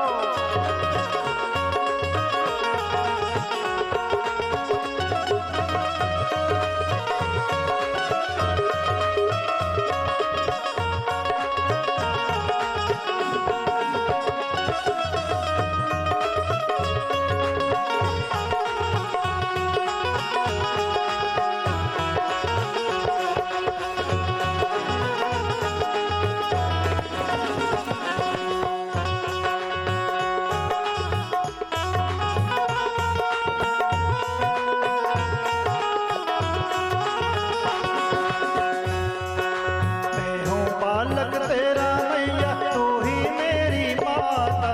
मैं हूँ बालक मैया, मैं हूँ तेरा बालक मैया, तू ही मेरी माता। मैं हूँ वाला बालक मैया, तू ही मेरी माता।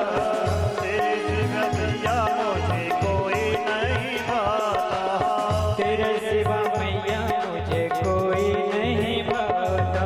चरणों में तेरे बंधन मेरा, यूं बीत जाए जीवन ओ मेरा। चरणों में तेरे नमन हो मेरा, यूं बीत जाए जीवन मेरा। हर सांस में हो सुमिरन तेरा, यूं बीत जाए जीवन मेरा। हर सांस में हो सुमिरन तेरा, यूं बीत जाए जीवन मेरा।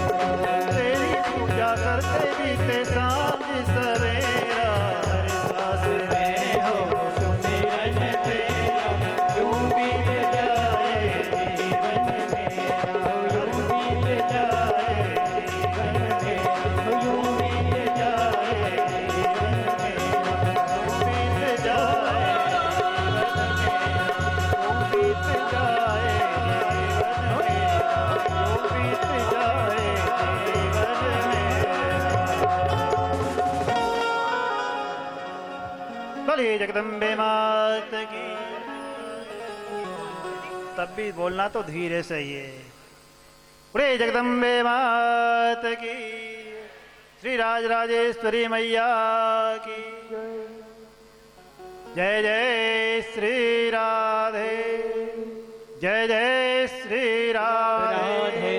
जय जय श्री राधे श्याम। वैसे माताओं को यहाँ की एकदम शांत साइलेंट बैठते हैं एकदम। सारे श्रोता एकदम बहुत शुद्धि संस्कारी आप लोग हैं। जरा सी चहल पहल इधर कुछ नहीं, बात तो होती नहीं है। नहीं तो कई जगह देखने माता चहल पहल माता बात भी करने लग जाए, लेकिन यहाँ सब शांत बैठी हुई है। एक जगह एक बाई माता जो थी बुढ़िया, कथा सत्संग में आती थी, सुनती थी, बैठती थी, लेकिन बोलने का स्वभाव था, क्योंकि बुढ़िया का दिल है कि मानता नहीं। वो भी जो है मजबूर थी आदत के बसात आकर के बात करने की, और धीरे से होती नहीं बात, जोर से कुछ तेज था माता का। बुढ़िया भले थी लेकिन वो आवाज जोर से आती थी। तो बोलती आगे बात करती थी तो कथावाचक को कुछ विक्षेप होता था बोलने में। बोले माता शांत रहो, माता शांत रहो। बच्चे तक शांत बैठे थे लेकिन बुढ़िया शांत नहीं बैठे। बार बार बुढ़िया का दिल है कि माने नहीं। बाद में कथावाचक को कहना पड़ा, बुढ़िया थोड़ा शांत हो जा माता। तो बुढ़िया ने क्या जवाब दिया? बोले मैं शांत नहीं हो रही तो थोड़ी देर तुम ही शांत हो जाओ, तुम भी तो दो दो माइक लगा के बोल रहे हो, बोलो राधे राधे। लेकिन यहाँ की माता एकदम बहुत शांत है। उन्हें उनसे कहते कि राधे राधे बोलो तब भी सोचती धीरे बैठे रहे, राधे राधे तक जोर से नहीं बोलते हैं। जय जय श्री राधे राधे तो जोर से बोलना चाहिए। खैर, तो यहाँ वृत्तासुर के वध का वर्णन श्री सुखदेव जी भगवान वेदव्यास जी ने राजा जन्मेजय को बताया। और जिस प्रकार से देवराज इंद्र को ब्रह्महत्या लगी, उस ब्रह्महत्या से छूटने के लिए उन्होंने तप करने लगे, भगवती की आराधना की और भगवती की कृपा से कहते हैं कि उनका ब्रह्महत्या से निवारण हुआ। जिस काल में उन्हें ब्रह्महत्या लगी थी उतने समय तक स्वर्ग लोक में देवराज इंद्र का पद खाली था। अब देवताओं ने विचार किया कि राजा से विहीन सिंहासन अच्छा नहीं है, तो इसलिए उन्होंने उस समय विचार करके देवगुरु बृहस्पति जी सभी देवताओं ने मिल करके कहते हैं कि राजा नहुसु को, जो सूर्यवंशी राजा थे नहुसु, बड़े पुण्यात्मा धर्मात्मा थे, उन्हें कहते हैं कि क्योंकि जो सो यज्ञ कर ले अश्वमेध यज्ञ उसे इंद्र का पद प्राप्त होता है। तो राजा नहुसु इस प्रकार से उन्होंने यज्ञों के द्वारा आराधना की थी और उनके पुण्य के कारण उन्हें जो जान करके देवताओं ने इंद्र पद पर बिठाया। अब वो इंद्र पद को संभालने लगे, वहां का कार्यभार संभाल लिया, कार्यवाहक इंद्र बन गए। अब जब नहुसु जो है कहते हैं कि इस प्रकार से वहां के स्वर्गलोक के जो जितने इंद्र के अधिकार थे उन सबको प्राप्त कर लिया, वहां के जो दिव्य पदार्थ थे उन सबका स्वामित्व प्राप्त हुआ। लेकिन राजा नहुसु के मन में वहां पर पद का मद आ गया, क्योंकि संसार में ऐसा कौन है प्रभुता पाई जाए मद नाही। नहुसु ने विचार करके कहा कि भाई देखो, इंद्रलोक के सारे जो इंद्र के अधिकार थे वो तो हमें प्राप्त हो गए, आप लोगों ने हमें इंद्र बनाया तो इंद्राणी भी हमें सौंपो। राजा नहुसु ने जब इस प्रकार से कहा कि इंद्राणी भी हमें सौंपो, हमारे सुपुर्द करो, तो जो इंद्र की पत्नी सची इंद्राणी है, वो सची जो है दुखी हो गई उन्हें जब समाचार मिला, क्योंकि वो पतिव्रता थी। उन्होंने कहा कि मैं तो देवराज इंद्र को ही अपना पति मानती हूँ, नहुसु के पास में कैसे जाऊंगी। इस बात को जान करके कहते हैं कि मैं दुखी रही, देवगुरु बृहस्पति जी से विचार करके कहा कि आप मुझे कुछ उपाय बताएं।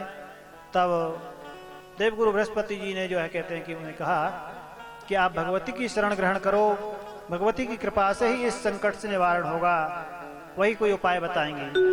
और इस प्रकार से कहते हैं कि जब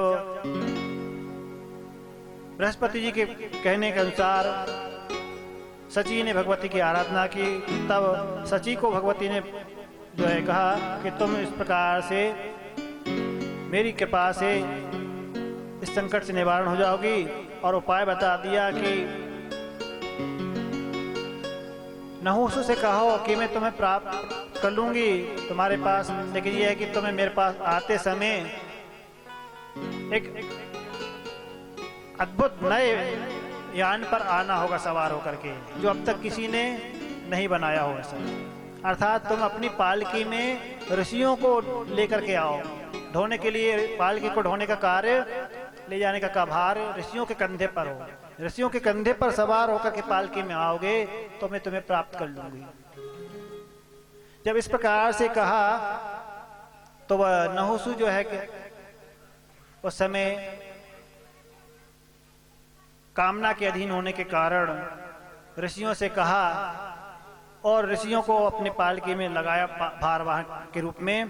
कहते हैं कि जब नहुसु ने अपनी पालकी में उन्हें ऋषियों को लगाया और सची के यहाँ जाने लगे, तो ऋषि लोग उस पालकी को ले जा रहे थे। उस पालकी को देख करके कहते हैं कि नहुसु को जल्दी थी जाने की, जल्दी चलें, सर्प सर्प अर्थात जल्दी चलो जल्दी करके। इस प्रकार से ऋषि लोग धीरे धीरे चल रहे थे, क्योंकि वो नीचे भी देख रहे थे, दृष्टि कहीं पैर में कोई जीव जंतु की चींटी आदि दब ना जाए। लेकिन नहुसु को ज्यादा जल्दी थी, तो कहते हैं कि नहुसु ने इस प्रकार से, और जो ऋषि आगे थे पालकी ढोने वाले, उनको पैर से प्रताड़ित किया, धक्का दिया, उन्हें लात मारी, और जल्दी जाने के लिए सर्प सर्प सर्प माने जल्दी सरको, जल्दी चलो आए, इस प्रकार से कहा। तो ऋषियों ने क्रुद्ध होकर के नहुसु को शाप दे दिया कि सर्प सर्प जब बोल रहा है तो तुम सर्प योनि में चले जाओ। और ऋषियों के शाप के कारण कहते हैं कि नहुसु को वहां से पतित होना पड़ा। और इधर देवराज इंद्र ने पहले ही भगवती की आराधना कर रहे थे, और भगवती की कृपा से कहते हैं कि वो ब्रह्महत्या से मुक्त हुए। ऋषियों ने, देवताओं ने मिलकर के देवराज इंद्र के निमित्त यज्ञ करके भगवती की आराधना करके उनसे ब्रह्महत्या का निवारण किया। और पुनः कहते हैं कि भगवती की कृपा से देवराज इंद्र को उस ब्रह्महत्या से छुटकारा मिलने के बाद में अपने राज सिंहासन को प्राप्त किया। इस प्रकार से भगवान वेदव्यास जी ने देवराज इंद्र को जो ब्रह्महत्या से छुटकारा मिला था वृत्तासुर के वध के कारण जो हत्या लगी थी, वह सारा वृत्तांत बताया। और जैसा कि समिति के द्वारा जो समय निर्धारित है और उसके अनुसार 4 बजे तक का जो निर्धारित किया गया समय, और 4 बजने वाला है, बस ठीक बज ही गया एकदम। तो आज की कथा को हम यहाँ पर विश्राम करते हैं। आगे भगवती की लीला चरित्रों का वर्णन कल ठीक 12:30 बजे प्रारंभ होगी कथा। आप लोग अधिक से अधिक संख्या में आएंगे और कथा का, भगवती की लीला चरित्र का आनंद लेंगे। बोलिए जगदम्बे मात की। हे ईश सब सुखी हो, कोई न हो दुखरी, सब हो निरोग भगवन, धन धान्य के भंडारी, सब भद्र भाव देखें, सन मार्ग के पथिक हो, दुखिया न कोई होवे, सृष्टि में प्राणधारी, हे ईश सब सुखी हो, कोई न हो दुखारी, श्रीपति संसार सब दुखिया रहे न को, जय अभिलाषा सबकी भगवत मोरे हो। या बुद्धि तेज बल सबके भीतर हो, भूत भूत धन धार से वंचित रहे न को, आपकी भक्ति प्रेम से मन होवे भरपूर, आपकी भक्ति प्रेम से मन होवे भरपूर, आग देश से जित मिला हो सौभाग्य हो, है भरोसा आपका हमें सदा जगती, आशा तेरे नाम की बनी रहे रघुवीर। पाप से हमें बचाइए, करके दया दया, पाप से हमें बचाइए, करके दया दया, अपना भक्त बनाइए, सबको करो निहार, दिल में दया उदारता मन में प्रेम अपार, हृदय विधारे दीता, हे मेरे भक्ता। हाथ जोड़ विनती करो, सुनिए कृपा निधान, हाथ जोड़ विनती करूं, सुनिए कृपा निधान, संगत दीजिए, दया प्रकारा, हरे कृष्ण हरे कृष्ण, कृष्ण कृष्ण हरे हरे, हरे राम राम राम हरे हरे, हरे कृष्ण हरे कृष्ण,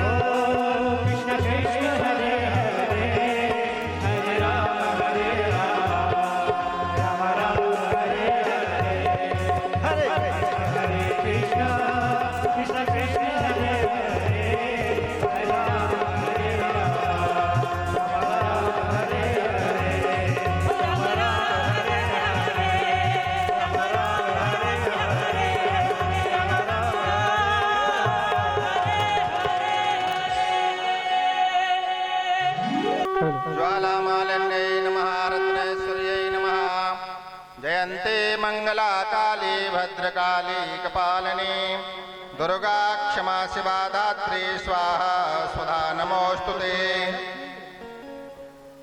जय तुम देवी चामुंडे जय भूतार्तिहारिणी जय सर्वगते देवी कालरात्रि नमोस्तुते। हमारे डमावट से आए हुए पुजारी जी पंडित जी अंदर आ जाए आरती के लिए। भगत जी आरती करेंगे सभी लोग। चंद्रमा मनसो जातश्चक्षुः सूर्यो अजायतो श्रोत्राद्वायश्च प्राणश्च मुखात् अग्निरजायत। ओम जय अम्बे गौरी मैया जय श्यामा गौरी हमको निस दिन ध्यावत मैया जी को निश दिन ध्यावत हरे दला सिर रे। ओम जय अम्बे गौरी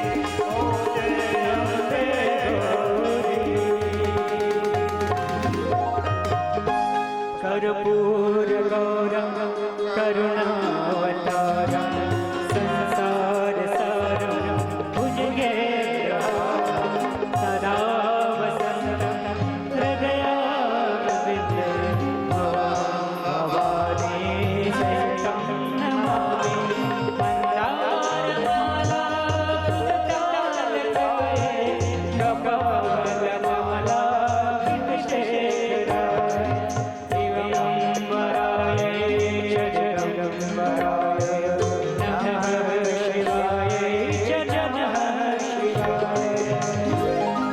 कदली गर्भ संसूतम कर्पूरं तु प्रदीपितम् आरार्तिकमहं कुर्मे पश्चिमे वरदो भवो जलेन शीतलीकरणं पुष्पैः देवाभिवन्दनम् आत्माभिवन्दनं मन्त्रपुष्पाञ्जलिः ॐ यज्ञेन यज्ञमय जन्त देवास्तानि धर्माणि प्रथमान्यासन्ना तेहनागं महिमानः सचन्त यत्र पूर्वे साध्याः सन्ति देवाः ॐ एकदन्ताय विद्महे वक्रतुण्डाय धीमहि तन्नो दन्ती प्रचोदयात् ॐ गणाम्बिकायै च विद्महे कर्मसिद्ध्यै च धीमहि तन्नो गौरी प्रचोदयात् ॐ आञ्जनेयाय विद्महे वायुपुत्राय धीमहि तन्नो हनुमत् प्रचोदयात् ॐ रुद्रदेहायै च विद्महे मेघलकन्यकायै च धीमहि तन्नो रेवा प्रचोदयात् नानासुगन्धिपुष्पाणि यथा कालोद्भवानि च पुष्पाञ्जलिर्मया दत्तं गृहाण परमेश्वर्यै सांगायै सपरिवारायै सायुधायै सशक्तिकायै सवाहनायै भगवत्यै त्रिगुणात्मिकायै श्रीराजराजेश्वर्यै दुर्गादेव्यै नमः मण्डपाङ्ग सर्वेभ्यो देवेभ्यो नमः मन्त्रपुष्पाञ्जलिं समर्पयामि। बोलिए जगदम्बे माँ की जय, श्री राजराजेश्वरी मैया की जय, श्री काशीनाथ भगवान की जय हो। श्री अन्नपूर्णा माता की जय, श्री नर्मदा मैया की जय, श्री विष्णु देवी माता की जय हो। श्री हनुमान जी महाराज की जय। श्री सतगुरुदेव भगवान की जय। सब संतों की जय। सब विप्रों की जय। सब भक्तों की जय। धर्म की जय हो। धर्म की जय हो। धर्म का नाश हो। प्राणियों में सद्भावना हो। विश्व का कल्याण हो। गौ माता की जय हो। गौ माता की जय हो। गौ हत्या बंद हो। गंगा माता की जय हो। गीता माता की जय हो। कायता की जय हो। भारत माता की जय हो। हर हर महादेव हर हर महादेव हर हर महादेव शंभो।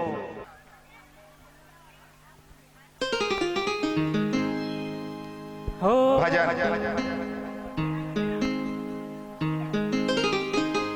हो पंखीड़ा रे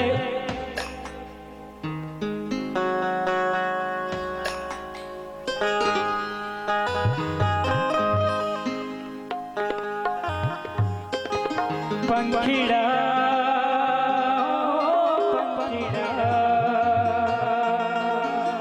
पंखीड़ा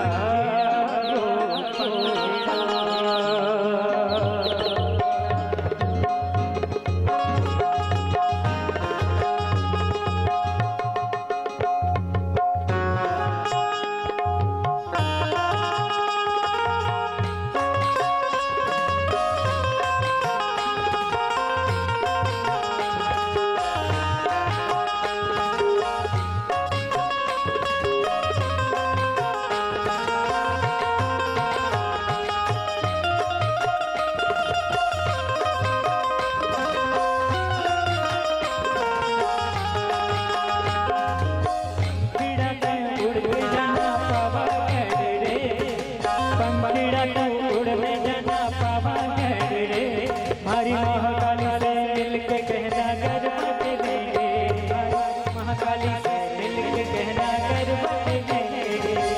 पंखीड़ा